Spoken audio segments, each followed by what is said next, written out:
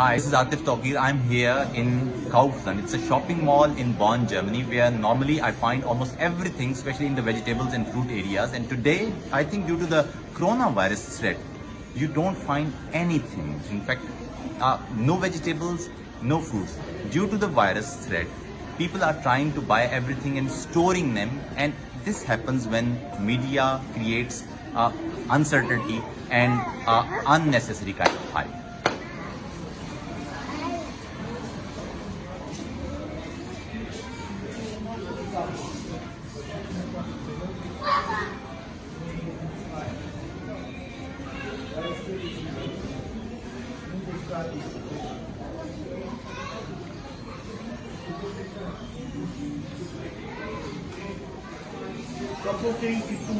Voltei de tudo, materiais de armação,